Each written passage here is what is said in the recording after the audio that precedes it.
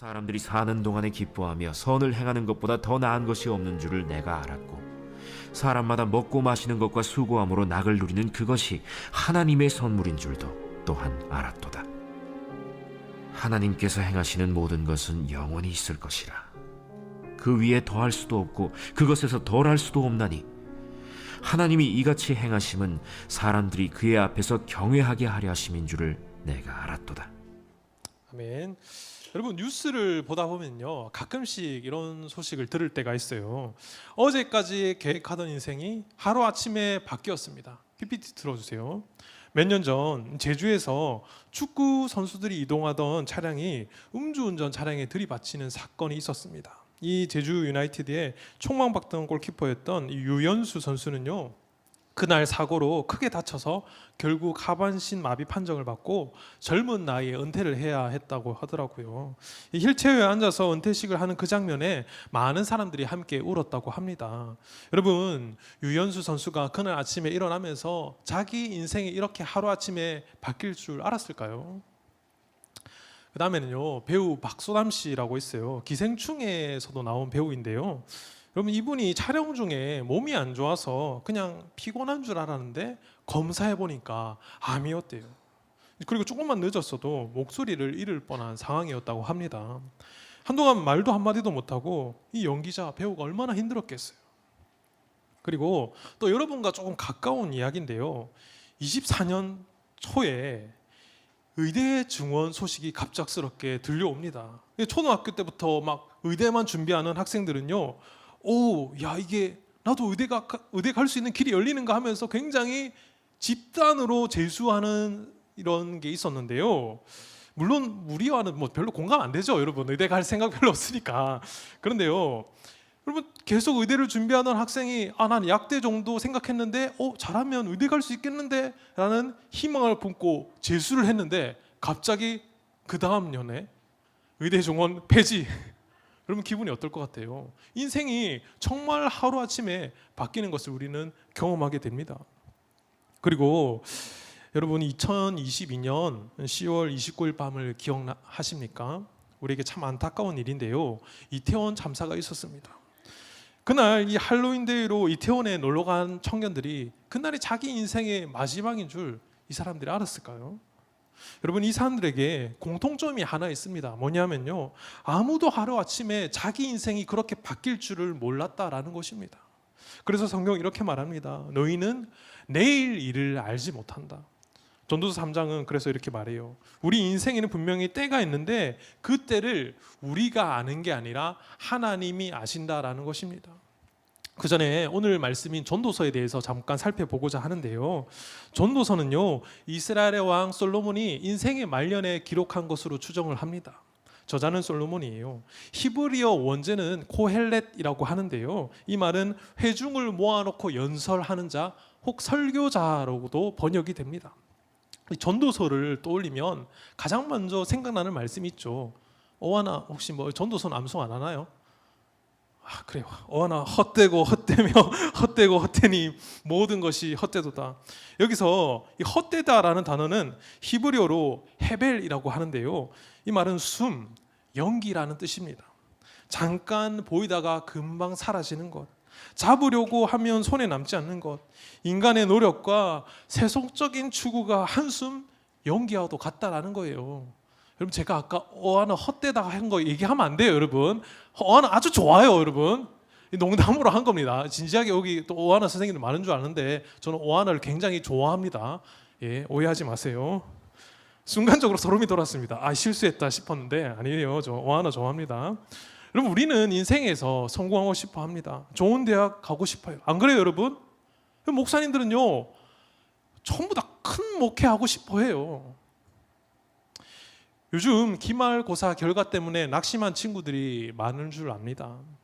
수능 결과가 나오는데 최저도 못 맞추고 하향 지원한 학교에서도 후보가 뜨고 정말로 말로 닿을 수 없는 어려움을 겪고 있는 학생들이 많다라는 걸 들었어요. 그런데 여러분, 만약 우리가 정말 내가 원하던 그런 사냥 지원한 대학에 들어가면요, 그 길로 내 인생이 끝일까요?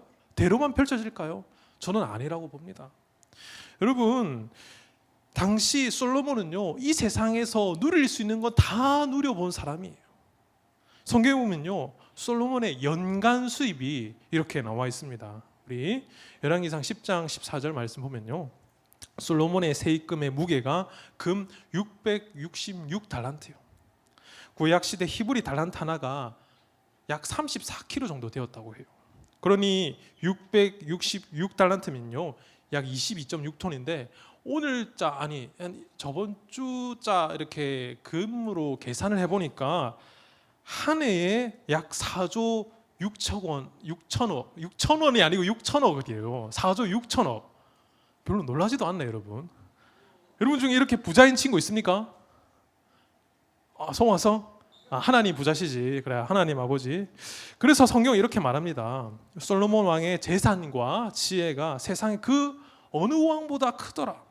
솔로몬 왕은요, 돈만 많은 게 아니었어요. 지혜도 세상의 그 어떤 왕보다 컸다고 합니다.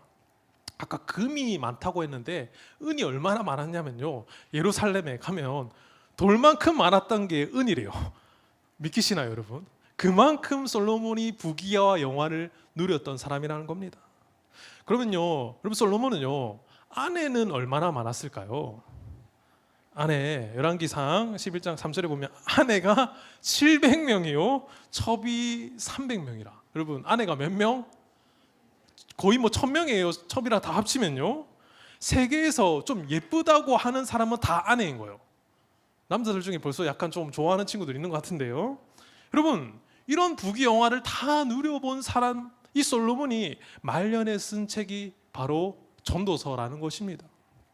그런데 이렇게 많이 다 해본 솔로몬이 뭐라고 고백하는지 볼까요? 전도자가 이르되 헛되고 헛되며 헛되고 헛되니 모든 것이 헛되도다.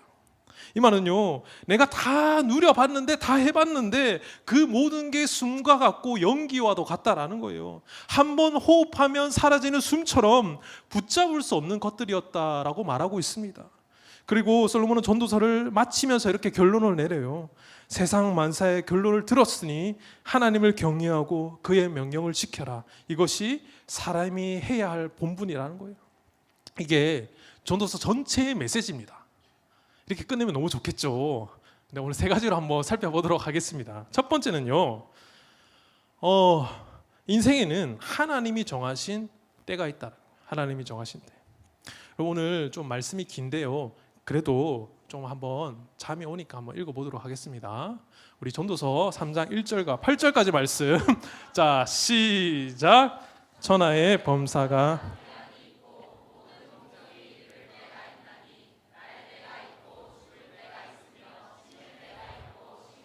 뽑을 때가 있으며 치료시킬 때가 있으며 헐 때가 있고 세울 때가 있으며 울 때가 있고 웃을 때가 있으며 슬퍼할 때가 있고 춤출 때가 있으며 돌을 던져버릴 때가 있고 돌을 거둘 때가 있으며 안을 때가 있고 앉는 일을 멀리할 때가 있으며 찾을 때가 있고 잃을 때가 있으며 지킬 때가 있고 버릴 때가 있으며 찢을 때가 있고 꿰맬 때가 있으며 잠잠할 때가 있고 말할 때가 있으며 사랑할 때가 있고 미워할 때가 있으며 전쟁할 때가 있고 평화할 때가 있느니라. 아멘. 여러분, 수고한 여러분에게 박수. 퀴즈 하나 나가겠습니다. 맞추면 시험 신방 선물 하나 주도록 하겠습니다. 자, 여기서 때가 몇 번 나왔을까요? 첫 번째로 맞추는 사람에게 상품 주겠습니다. 뒤에 누구? 손 들어서 말하세요. 크게. 20몇 번? 29번 정답. 나중에 목사님 찾아오세요. 예, 바로 드리도록 하겠습니다. 29번이에요. 와, 대단하네, 여러분. 혹시 공부도 되게 잘하나요, 우리 친구? 오, 그래. 우리 중학교도 등급 있나? 중학교는 A, B, C. 그래, 그만할게요. 자, 그래, 못 치는 친구들 너무 많은 것 같아요. 여러분, 오늘 본문 1절부터 8절까지 무려 29번이나 때라는 단어가 반복이 되어요. 히브리어로 때는요, 이 때가 아니고, 이 때는요, 그냥 헬라어로 번역한 70인역 성경에 이 단어를 뭐라고 부르냐면요, 카이로스라고 불러요. 조주일 목사님이 카이로스에 대해서 정말 많이 설명을 했는데요, 이게 무슨 단어냐면요, 하나님이 정하신 때, 하나님이 일하시는 순간을 의미합니다. 그래서 인간은 그 때를 다 이해하기보다 그 앞에서 겸손하게 반응하고 하나님을 경외하도록 부름받은 존재라는 거예요. 1절을 다시 보면요, 천하 범사의 기한이 있대요. 세상의 모든 일에는 하나님이 정하신 때가 있다라는 것입니다. 여러분, 우리는 태어날 때가 있고요, 죽을 때가 있습니다. 우리는 영원히 살 수 없는 유한한 생명을 가진 사람들이에요. 여러분, 지금 지구 반대편에는요, 전쟁이 계속해서 벌어지고 있어요. 우크라이나와 러시아, 이스라엘, 팔레스타인 아직도 싸우고 있습니다. 그런데요, 정말 신기한 게 3절 말씀처럼요, 한쪽에서는 사람을 죽이고 있고 한쪽에서는 사람을 치료하고 있습니다. 4절에 보면요, 울 때가 있고 웃을 때가 있다고 하고 있어요. 요즘 기말고사 성적, 대학 입시 결과 때문에 울고 싶은 학생들도 많을 것 같아요. 근데 여러분, 이것도 영원하지 않습니다. 웃을 때가 와요. 한번 웃어보세요. 지금 우리 수능 망한 친구들 한번 웃어보세요. 넘어갈게요. 자, 미안해요. 여러분, 오수환 유튜버 미미니누 아시죠? 지금 이렇게 크게 될 줄 누가 알았겠습니까? 의대 나온 사람보다 더 잘 나가요. 그런데 여러분, 미미니누가 사수하고 오수할 때는 아마 울었을 거예요. 오늘 본문은 말합니다. 인간의 탄생과 죽음, 씹음과 뽑음, 울음과 웃음, 전쟁과 평화, 인생의 모든 양면적 경험이 우연이 아니라 하나님이 정하신 때 카이로스 안에서 일어난다라고 말하고 있습니다. 사랑하는 여러분, 우리는 우리의 힘으로 이 때를 조절할 수가 없습니다. 삶과 죽음을 포함한 모든 사건은 하나님의 주권 아래에 있다라는 거예요. 이걸 우리는요, 하나님의 섭리라고 불러요. 제가 예전에 신학교를 좀 늦게 가서요, 우리 교회 목사님들 중에 가장 늦은 나이에 목사 안수를 받았다고 말씀을 드린 적이 있습니다. 저는요, 예수님을요 19이 아니라 29살 때 만났어요. 청소년 시절에는요, 예수님에 대해 단 한 번도 진지하게 생각해 본 적이 없습니다. 교회 다니는 동생을 힘들게 했어요. 왜 교회 다니냐고 막. 지금 생각하면 참 부끄럽고 못났습니다. 가끔 이런 생각을 해본 적이 있어요. 내가 조금 더 예수님을 일찍 만났더라면, 혹은 내가 조금 더 신학교에 일찍 왔더라면. 그런데요, 시간이 지나서 보니까 하나님의 때는요 정확하더라고요.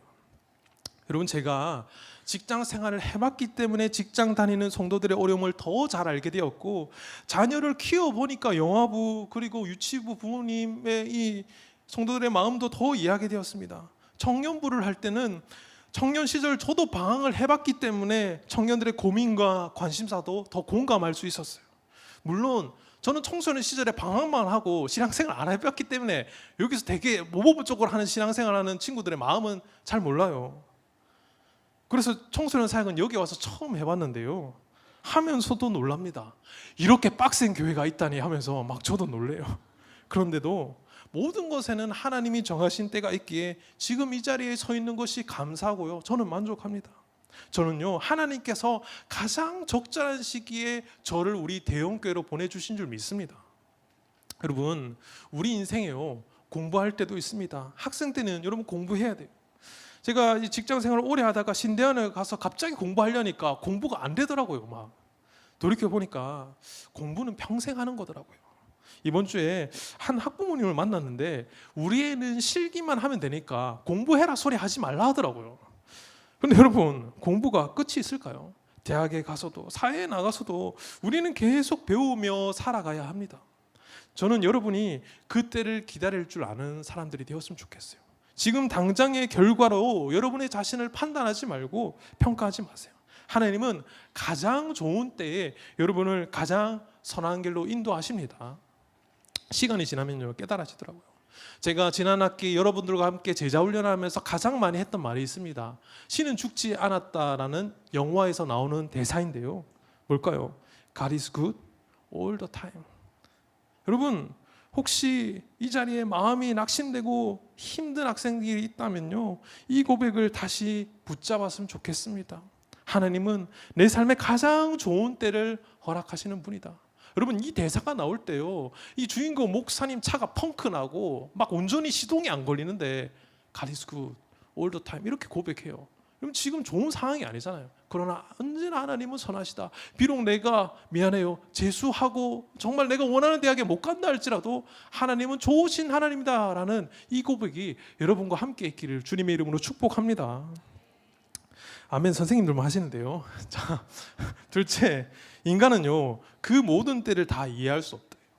앞선 내용에서 솔로몬은 이 세상 모든 일에는 하나님의 주권적인 섭리가 있고 그 모든 일에는 하나님이 정하신 때가 있다고 말했습니다. 그런데 오늘 본문을 계속 읽다 보면요 솔로몬이 갑자기 이런 질문을 하나 던져요. 전도서 3장 9절 말씀인데요. 일하는 자가 그 수고로 말미암아 무슨 이익이 있으랴. 이 말씀만 딱 떼어놓고 보면요 그럼 열심히 사는 게 무슨 소용이냐, 노력해봤자 의미 없는 거 아니냐라고 생각할 수 있는데요. 그런데 여러분 성경은 노동을 하찮게 보지 않습니다. 오히려 게으름을 경계해요. 그렇다면 이 말씀은 일하지 말라라는 뜻이 아니라 왜 일하느냐, 무엇을 위해 사느냐를 묻는 질문인 겁니다. 그래서 이 9절 말씀은요 전도서 전체의 맥락에서 해석을 해야 돼요. 여러분 이제 청소년기를 지나면요 대학에 가게 되고 실업계나 마이스터고를 나온 학생들은 바로 취업을 하게 됩니다. 그러면 여러분 자연스럽게 직장 생활을 하게 되겠죠. 아르바이트를 미리 고3들은 하고 있을지도 모릅니다. 여러분 직장에서 아르바이트해서 열심히 일을 해야 됩니다. 그게 틀렸다라는 게 아니에요. 성실하게 해야 되고 책임감도 가져야 합니다. 그런데 말입니다 여러분, 그런데 큰일 났다, 안 웃기네. 자, 더 많은 돈을 벌기 위해서, 내가 더 좋은 조건을 얻기 위해서 평소에는 절대 타협하지 않는 주일 예배를 빠져가면서 알바를 나온다면, 어느 순간부터 신앙을 조금씩 양보한다면, 그래서 그것 때문에 하나님과의 거리가 멀어지고 신앙이 점점 식어버린다면 그때 솔로몬의 말이 이 말이 꽂히는 겁니다. 그 일하는 자가 그 수고로 말미암아 무슨 이익이 있으랴. 여러분 이건 먼 이야기가 아닙니다. 지금 여러분에게도 해당되는 말이에요. 시험 기간만 되면 이번 주에는 좀 대충 예배 드리자. 시험 기간에 무슨 예배야, 공부해야지 공부, 이렇게 생각하면서 주일을 아주 가볍게 제껴버리는 경우가 많습니다. 그런데 여러분 그렇게 열심히 공부해서 성적이 아주 조금 올랐다고 해도 하나님과의 관계가 무너졌다면 그게 정말 우리 인생의 이익일까요? 솔로몬은 지금 바로 그 지점을 말하고 있는 겁니다. 왜냐하면 우리는 우리 인생의 모든 때를 다 이해할 수 없기 때문이죠. 지금 이 선택이 맞는지, 이 길이 성공으로 이어질지, 이 결과가 내 인생에 어떤 의미가 될지 우리는 다 알 수 없습니다. 제가 설교를 준비하면서 한 목사님의 예화를 인용했는데요 너무 좋더라고요. 우리 같이 한번 읽겠습니다. 시작. 성공을 통해서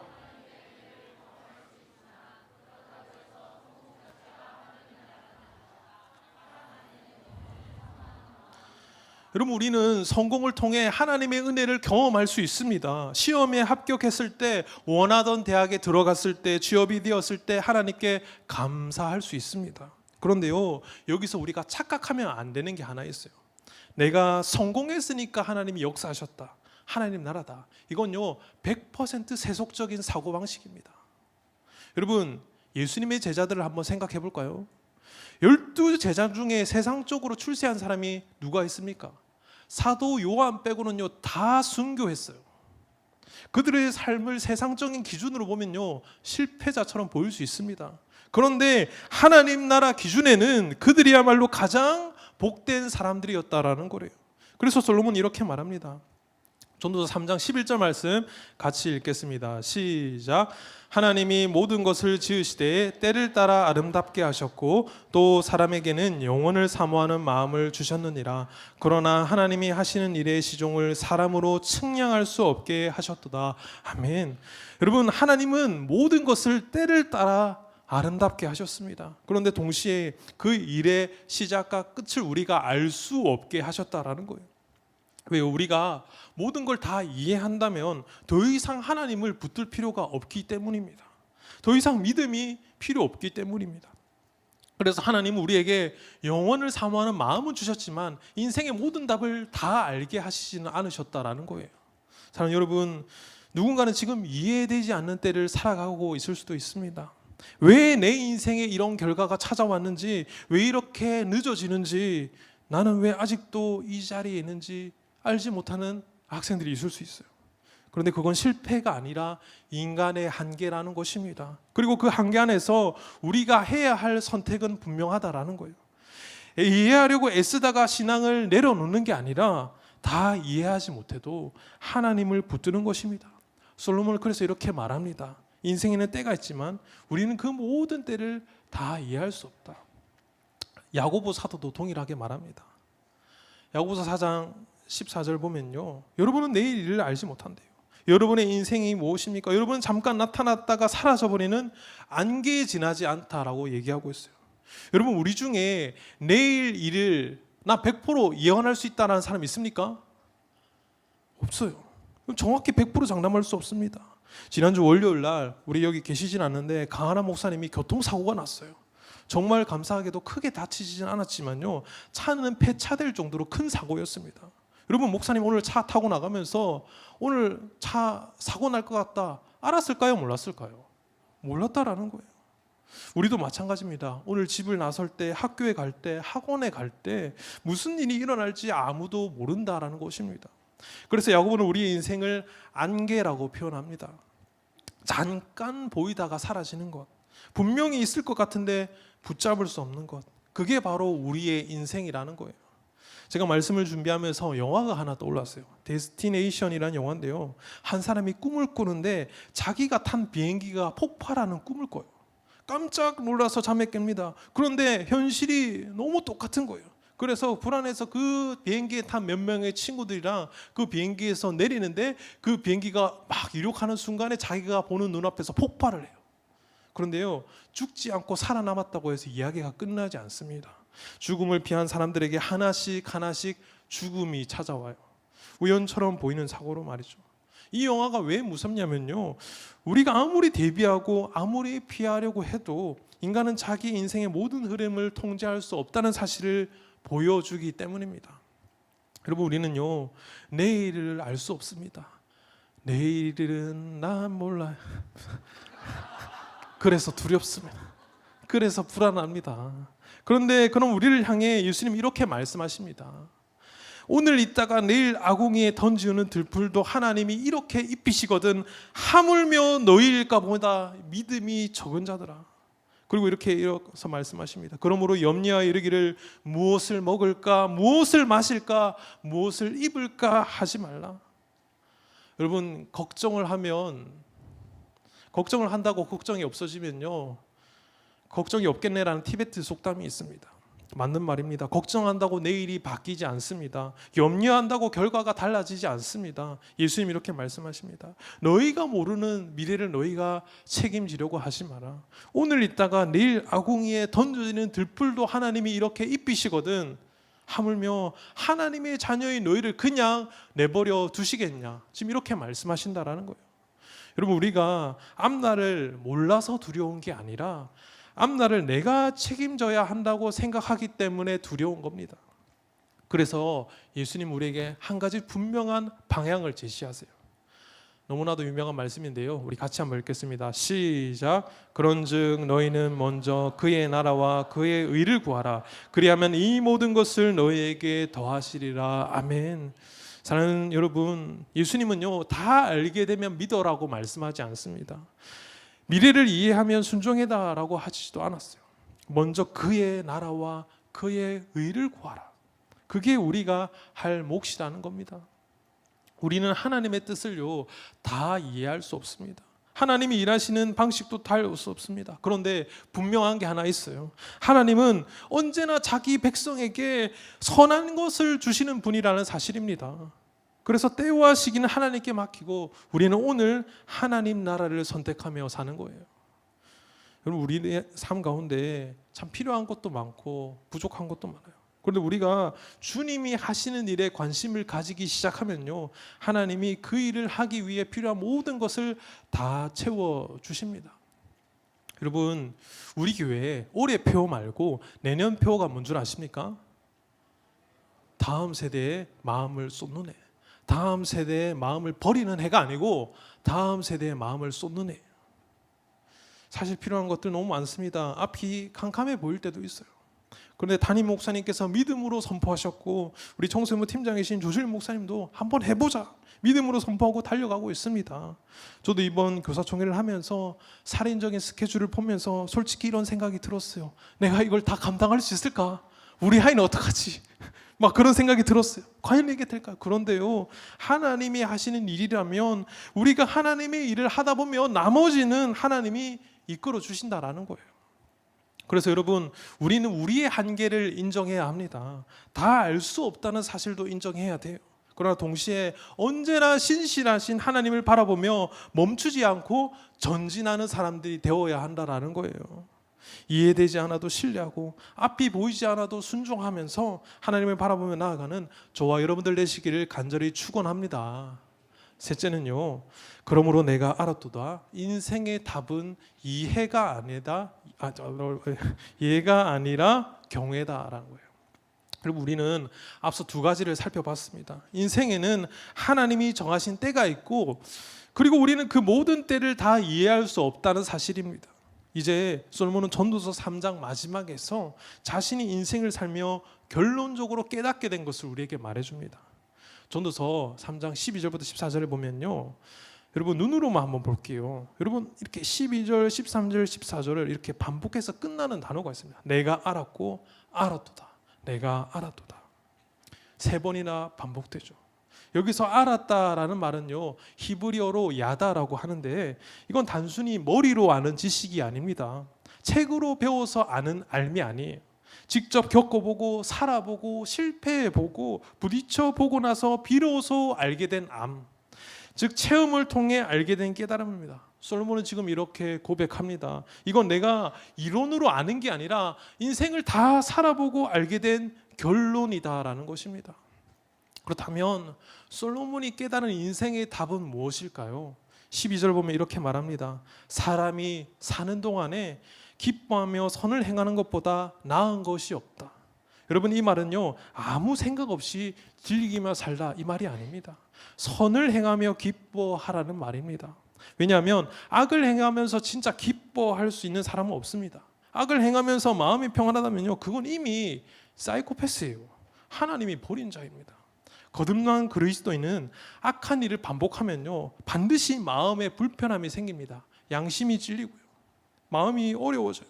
솔로몬도 그걸 알았어요. 처음에는 하나님 앞에 일천 번제도 드리고 하나님을 위한 성전도 건축했지만 인생의 후반부에 가서 아내를 많이 두고 그 아내를 따라 이방 신들을 섬기게 됩니다. 성경은 솔로몬의 타락을 가감없이 기록해요. 솔로몬의 나이가 많아짐에 그의 아내들이 그의 마음을 돌려 다른 신들을 따르게 하였으므로 그의 마음이 그의 아버지 다윗의 마음과 같이 아니하여 여호와 앞에 온전하지 못하였으니. 여러분, 전도서는 어쩌면 솔로몬이 자기의 인생을 돌아보면서 쓴 회개의 고백문일 수도 있습니다. 내가 젊었을 때는 하나님을 참 잘 섬겼었는데 나중에는 우상숭배에 빠져 그게 얼마나 어리석은 선택이었는지 이제 와서야 알겠다라는 거예요. 그래서 솔로몬은 하나님이 주신 가장 귀한 은사인 지혜를 붙잡습니다. 그리고 그 지혜로 잠언을 기록하고 전도서를 기록했다라는 거예요. 후대인 우리에게 말합니다. 인생에서 가장 좋은 것은 하나님을 경외하는 것이다. 13절에서 이렇게 말합니다. 먹고 마시는 것, 수고함으로 낙을 누리는 것, 이 모든 것이 하나님의 선물이라고 말해요. 여러분, 우리는 가끔 주위의 일을 하면서 굉장히 금욕적으로 살아야 된다고 하는 강박관념에 갇히는 경우도 있는데요. 여러분, 솔로몬은 이렇게 말합니다. 이것도 하나님이 주신 선물이니까 마음껏 누려라고 말하고 있는 거예요. 즉 인생에서 어떤 일이 일어났을 때 그걸 하나님의 뜻으로 알고 받아들이고 하나님의 때를 기다리면서 인내하면서 날마다 삶에 충실하고 그 안에서 감사와 기쁨을 발견하라는 것입니다.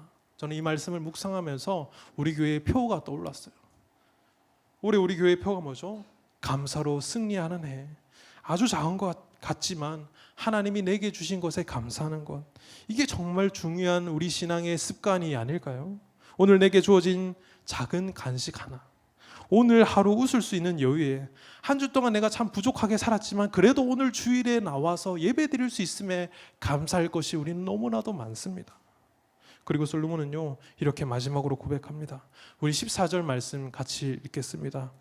무릇 하나님이 행하시는 것은 영원히 있을 것이라 더할 수도 없고